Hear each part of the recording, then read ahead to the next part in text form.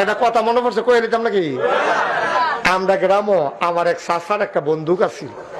তা আমার চাচার যে বন্দুকটা এবার আবার ওই শুকনা মৌসুমে কার্তিক মাস ক্ষেতের মধ্যে যখন শিক্ষা পানি তখন এবার যাইতো বন্দুক লইয়া গিয়া সেটা যে ফাঁকি ঠাকি পড়তো, এটির আবার গুল্লি দিয়া মারতো।